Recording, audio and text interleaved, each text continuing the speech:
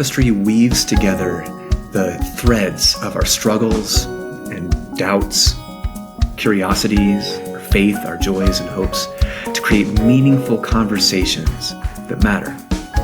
You know those late night conversations that go unexpectedly deep? That's what we want to capture with the Tapestry Podcast. And we want everyone to jump in the conversation. Because when we are heard and valued, we can begin to believe we are loved. Welcome to the Tapestry Podcast.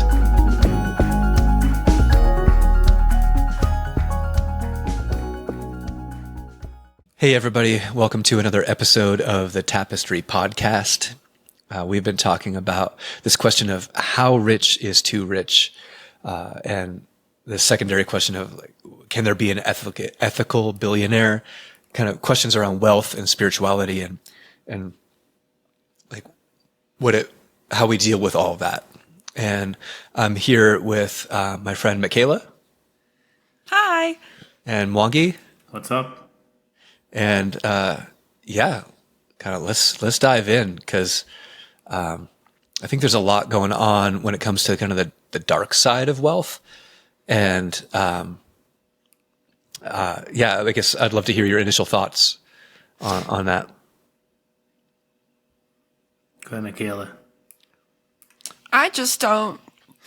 I mean, money is in itself is not a bad thing, but the people who want to hoard their money for bad reasons, or people who I want to say could choose to make products from a more ethical standpoint and choosing to keep them at the most worst place possible, is not the best. I think money is the root of all evil. That's a personal opinion, though. That's about it. Well, I think it's I think the quote's actually from the Bible, and it's like the love of money is the root of all evil rather than money itself. And that's, I think, part of the problem, right? It's kind of what you were saying, like the holding on to, the grasping causes problems. I should probably look up and see where that quote's from. But how about you, Mwangi? I think, yes, there can be you can be ethically rich or ethical billionaire, but maybe the examples in history haven't existed. I mean, churches are wealthy. The institutions, not individuals. Mm-hmm, mm-hmm. Right? They have billions and billions upon billions of dollars in property, things like that. And they have failed the ethics test. Mm-hmm. Sometimes with that money. Yeah. So I think we as human beings in our flawed nature have maybe experimented with the ethics around wealth. But man, it's a drug. Yeah. And so I think it's this kind of thing where like, oh yeah, like I'll be fine, right? And then you get it and you're like, whoa, like no. Like, then you're hooked, right? So for looking at if I'm putting a stake, kind of like what said last episode, if I'm putting my stake on an individual, that individual to be ethically rich, I'm skeptical. If we can apply it to a community, potentially, especially if that community is led by Mikayla, right? Like if I have the community, then potentially there's ethics that can be built around that, around how wealth, and it's not just about distribution, but how we manage it. Because remember, like, also, we identify needs and we want to give, right? But simultaneously, too, we want to be stewards, right? If I trusted Mikayla and I said, Mikayla, here's my life savings, you would steward that differently. You wouldn't just give it away. You would actually give it to the right people, to be fair. All right? You'd give it to the right people to ensure that money's being stewarded, right? So again, in sum, I have less faith in individuals. I think I have more faith in communities, potentially, because hopefully communities can kind of figure some stuff out. Yeah, I mean, I'd like to think that's true, but I think there's also been, like you mentioned, like churches or other groups that have failed that test, and it's like, oh well, like that's not my responsibility. That's something bigger than me. I can't control how this happens or that happens, and so as like a society, we don't actually spend money well. I mean, one great example is like I was just talking with people who love sports, right? But like we have basketball players, or I think, was it a basketball player contract recently that's like going to be $670 million, getting close to it's over a number of years, but like we're getting close to $1 billion contract, $1 billion. And school teachers can't live in the towns where they work. Professors, right? So, right? Again, same thing, yeah. Yeah. And so, I mean, I think maybe we struggle in both places. Yeah, I mean, there are some deep, dark downsides. We can hoard, we can become greedy. And I think really the really big problem comes when we believe and then act as if me having enough means you don't have enough, right? Like that in order for me to get what I need or what I want, someone else has to not be able to have what they need or what they want. And that's kind of the zero sum game where there's like a pie and we all get a slice and the pie is just one size and it'll never get any bigger. And I'm not sure that's actually true. In fact, I've come to believe and be pretty sure that it's not true, that there actually is enough for everyone if we were to share, that everybody can get plenty and maybe even more than enough if we were to be more generous with each other. But that's not the story that most of us tell each other, and it's not the story that capitalism tends to tell us. Like I think there can be enough for everyone, but our kind of competitive drive makes it seem like we can't.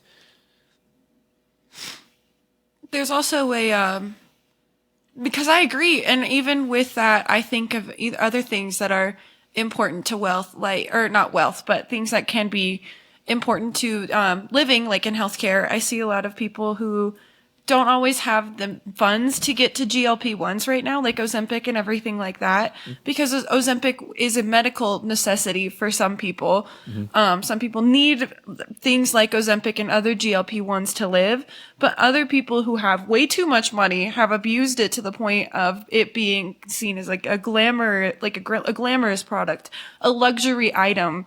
And things like insulin and other things like that have become that way because people who have an excess of that stuff have now overused it and abused it to the point of making it seem almost unattainable for people who have it or need it for basic health things.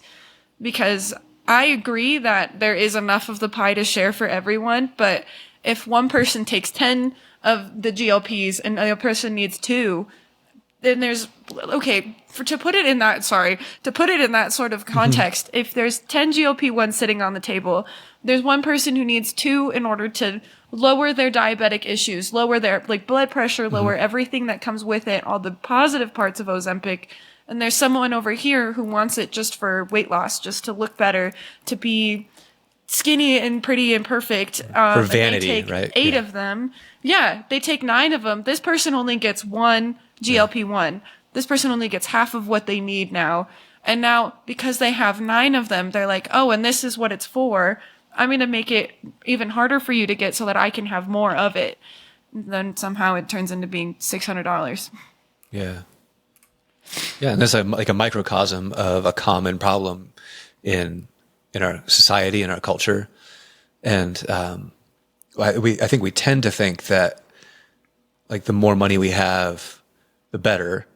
And we talked in the last episode about how like there's problems that money does solve, right? Like Mikayla, you were talking about like if you had $10,000 right now, life would be so much easier, right? And I think that's common for a lot of us. And that's one of the challenges with, I think, talking about this and talking about the potential downsides of wealth is that money does often make life easier, that having more resources does help us to solve problems. Like if you don't have a house, easy. Like money solves that problem. You don't have any food, money solves that problem.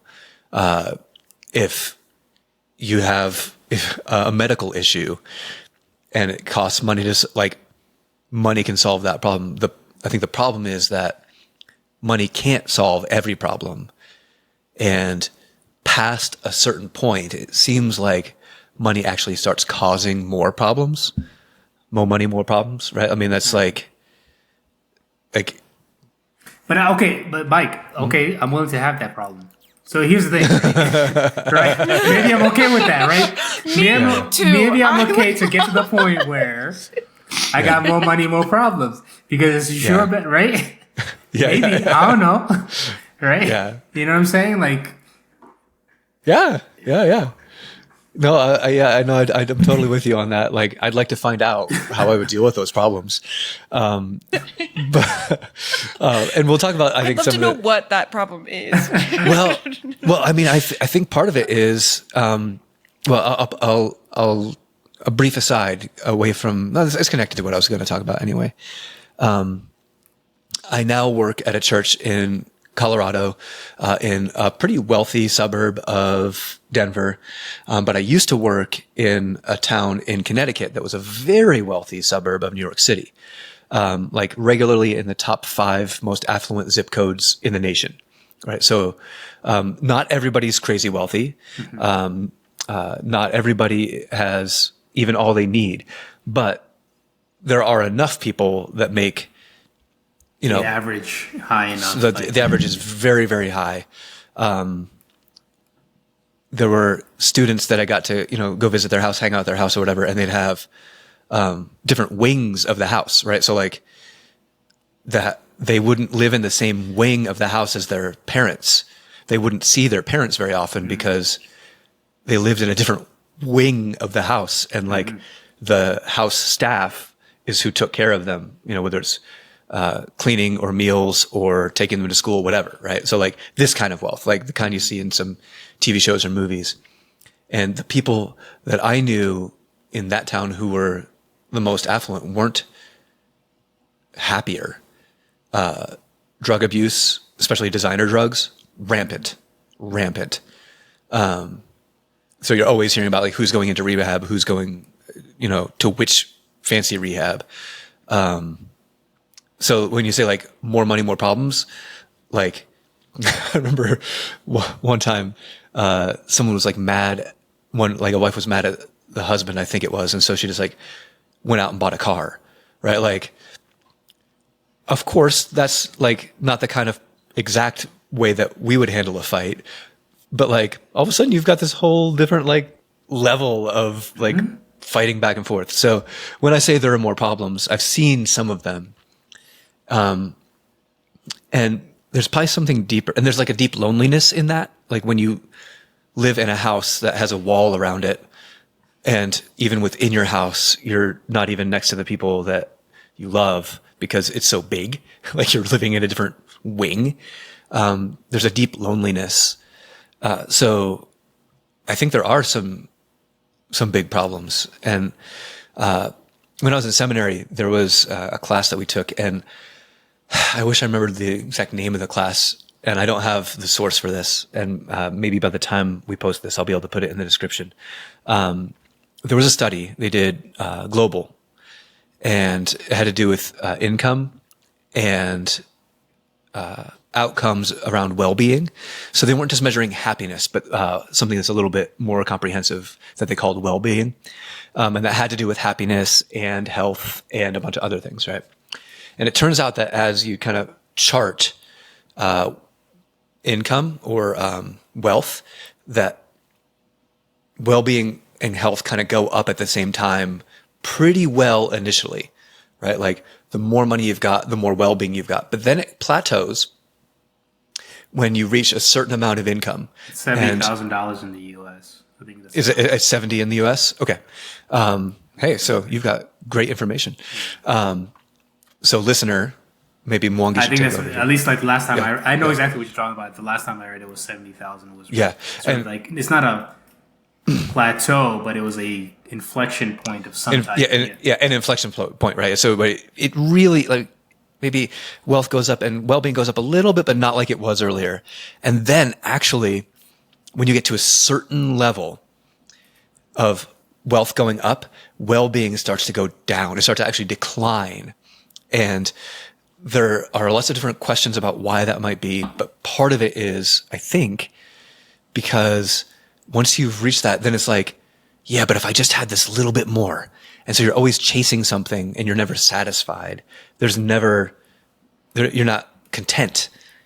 There's never enough. And so I think the dark side of wealth, and certainly greed, is that you never reach that beautiful contentment that that those of us who maybe have some sort of spiritual practice or a faith in God or a faith in Jesus have reached. And more money, more problems. Also, and I think the money, more problems. So it depends on who you are. So let's say you're the person who grew up and built this business, and you became rich, right? Mm-hmm. If your kids grew up in that atmosphere and that's all they know, they'll have different problems than you, right? Because you may be like, yes, I am rich, but these are not my people. I came from here, right? Mm-hmm. So you may not identify. Yes, you may enjoy that, but you may say like, that's not my origin. But then maybe those kids who grew up in a different wing, that's normal for them, right? That is normal. And so how they perceive whether normality or challenges in life, it can be very, very different, right? And so maybe too, part of this conversation around wealth is how it affects the people around you, or how, if you picked on Bezos in the last episode, Mikayla. So if I'm Bezos' son and he's giving me this trajectory of this idea of how he became rich, let's be honest, I will never do that. I can't go back and be him and then do that thing, right? because he doesn't have to. Right. 100%. I'm just going to be absorbed in the thing. He has no reason to go backwards. I'm going to be absorbed in the thing. Yeah. And so my starting point is this sort of like part in life where it's extraordinary, right? And so for me, you're right, Mike. It's like, oh, I feel sad. Let me go buy a car. I feel sad. Let me just buy a big birthday cake. I feel sad. Let me just hop on my private plane and change the weather, right? Mm-hmm. And so to me, then, if perhaps that is your normal, then where you find comfort isn't those things. Because Mike, you said, okay, if I don't have any friends, I live in a separate wing, then tangible or these toys or this money is all I can rest on, and that's not going to be enough, right? So maybe perhaps part of this wealth journey is the person who makes the wealth has a very, very different experience than sometimes the people who inherit that wealth and how they take it forward, right? And what kind of drive they have, right, around it.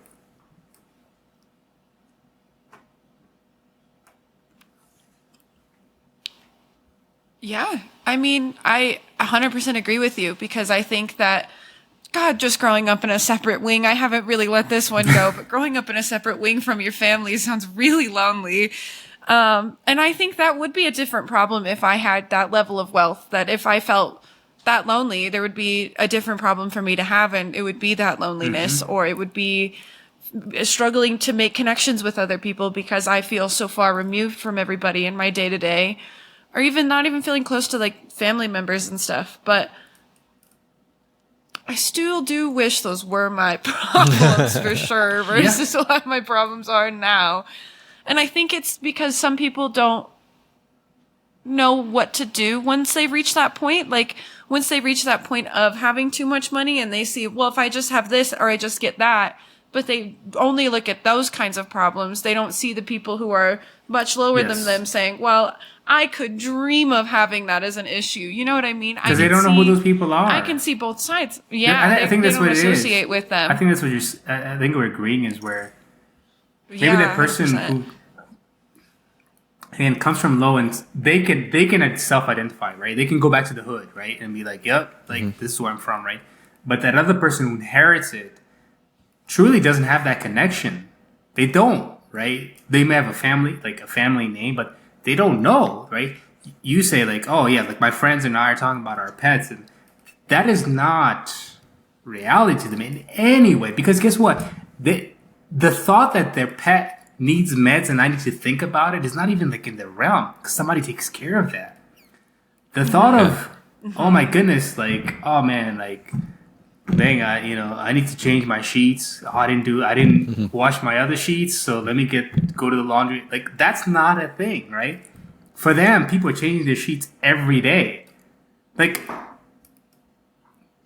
that's unfathomable to me, right? Usually, like, you guys don't change your sheets every day. I was like, when do we do? Like, what time do you have to change your sheet? You know, like, I don't know what rich you exactly. It's like, usually like, does this smell? Okay, it's time to change sheets, right? It's a whole different paradigm. And so, but if you grow up in that, change your sheets every day.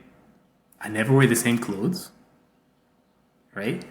I got houses with closets with clothes there, so I'm not trying to pack. Or if I pack, like a bunch of people are gonna pack for me. Like it's so different. And if you grow up that is normal, right? I believe it's really hard for you to connect with those people you were talking about, Mikayla. Because how do you see them? Or if you do see them, it's some fundraising gala. They bring the kids up, they sing a song, and right, like, and then it's like, and then I sign a check or whatever. But I mean, this is where I like.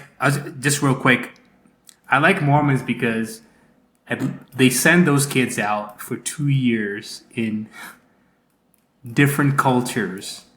Yeah. Mm-hmm. And force them. I'm not endorsing Mormonism necessarily, but I've talked to many of my Mormon friends about this, and I say, like, how did this shape you? And they're like, it shaped me a lot. Yeah. Right? To go out somewhere, I didn't know the language, but at the end of those 2 years, I could speak all these languages. That immersion, that's where I'd like to see maybe some of these folks, maybe who inherit and they're immersed and just like, yeah, like legit. You're going to go to said place and you have no credit card and you're going to do it for 2 years. There's a lot can be learned, because then it really forces you to bond with people based on your personalities and stuff like that, as opposed to just like, I don't know, I would love to have the more money, more problems, Mike. That's what I'm trying to say.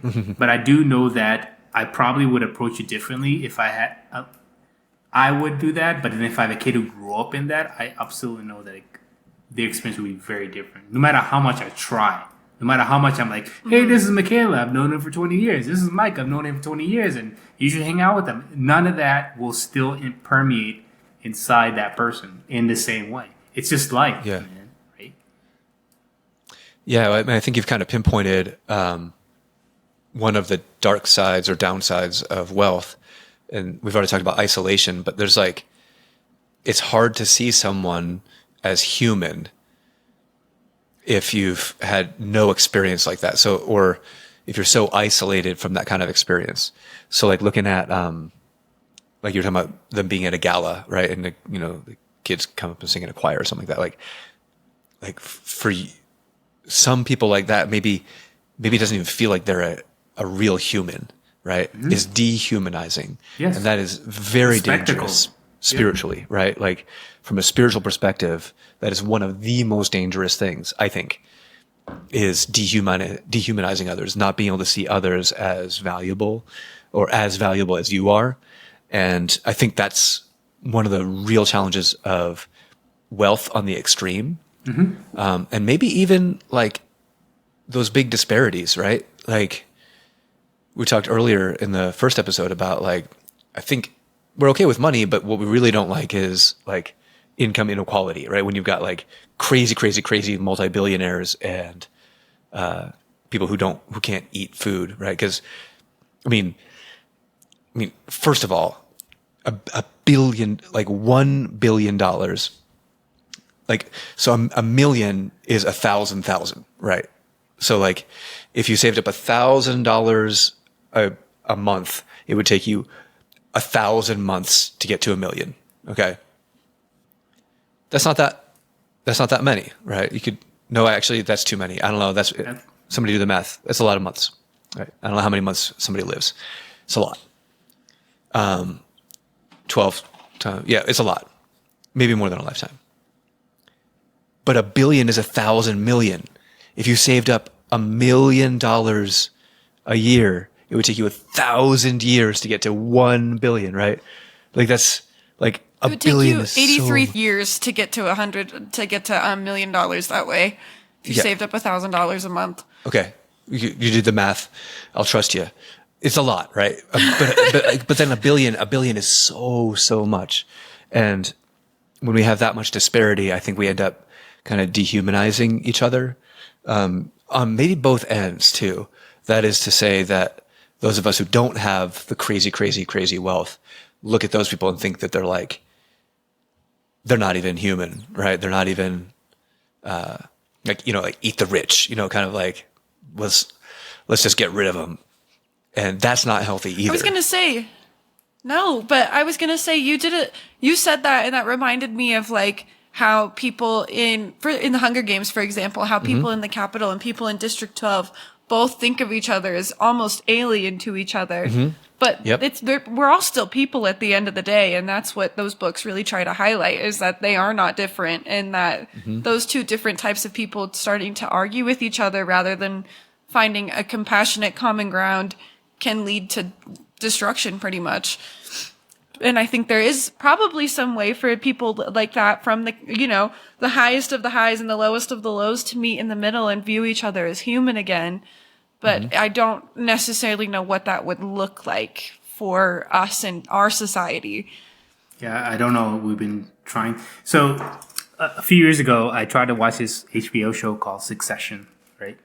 And I remember I watched the first episode, and usually I'm an HBO guy because they produce good shows. And so I watched the first episode. I was like, man, I don't like this show. It's just a bunch of rich people complaining, right? Because the first episode is basically just that. And the way the show is about is the father figure who's built wealth is sort of this Rupert Murdoch kind of guy, right? He's started from school, whatever, right? And so there we have these kids who are kind of vying for who's gonna who's gonna take over, kind of thing, right? So I watched the first. I was like, I don't want to watch a bunch of rich people fight about who's gonna get all of the most money. That's not good. Like for me, that's not good TV. And I stopped watching it, and then like 2 years later, and somebody was just like, no, you need to watch that show. You need to watch that show. It's really good. So I was like, oh no, I'll watch that. No, it's like, okay, wait till the second episode. And so what I like about Succession is part of it is what we're talking about is you have this father figure who's built this empire, right? And so partially for him, and I'm putting myself in it, is like, who succeeds me? Because none of these kids are what I was, right? They didn't come from where I came, right? So who can succeed me? I would love to replicate myself, but I can't, right? So who amongst these people? And then the kids themselves are vying for this father's attention. And yes, they want to be in power, but it's really about approval from their father. And so the arc of this show is about these kids who have grown up wealthy. They fight amongst themselves to control this company. And it's super sad. So we lost Mikayla. Uh-oh. But I'll keep going. So yeah, keep going. Hopefully we get her back. The idea is these kids are infighting, wanting their father's attention. They have their own personal relationship issues. That is a more money, more problem. And so if anybody's listening, if you've watched Succession, or if at some point you're on a long airplane ride and you want to watch Succession or something like that, I think that it's what you're talking about, Mike, right? So do you want to be in that world? Do you want to be in the world where you're fighting with your own siblings? You have no friends. You're sort of it's chess-like, it's survivor-like, right? And you have tension. You're not sleeping well. Like, is that the world you want to live in? Or maybe alternatively, there's room for you to be wealthy without having that, right? Yeah. And I think that's what we're trying to understand without ever lived that life. Yeah. I guess that is kind of the root of the question. How rich is too rich? Well, the folks in Succession, too rich. Yes. We don't know where the exact point is, but they've crossed the line. They've got helicopters. They've got lots of stuff. Yeah. Let me wrap up with this idea. Yes. There is an author, a writer named Kurt Vonnegut. Probably a lot of listeners will be familiar. And he wrote a short obituary for his friend, Joseph Heller, who wrote the book Catch-22. Yep. And he recounts a story. He says, actually, I'll read the whole thing as I found it. It says, true story, word of honor. Joseph Heller, an important and funny writer, now dead, and I were at a party given by a billionaire on Shelter Island. I said, Joe, how does it make you feel to know that our host only yesterday may have made more money than your novel Catch-22 has earned in its entire history? Mm-hmm. And Joe said, I've got something he could never have. And I said, what on earth can that be, Joe? And Joe said, the knowledge that I've got enough. Enough. And Vonnegut says, not bad. Rest in peace. And I think that's part of the root of it. And I think that the spiritual danger is in never reaching enough, in never having that kind of contentment with what God has given you, with what you've been able to achieve, or any of that. And so in the next episode, we're going to talk a little bit more about kind of more of the spiritual implications, more of the faith implications, and what some of our religious traditions teach us about wealth. So we'll see you guys next time. Take Bye. Care. Go buy that lottery ticket. The Tapestry Podcast is produced by Stephen Bailey. Original music was scored by Taylor Martin. Special thanks to Lauren Richmond Jr. and Resonate Media. You can learn more about Tapestry and join the conversation on our Discord channel at tapestrytalk.org. Thanks for joining us.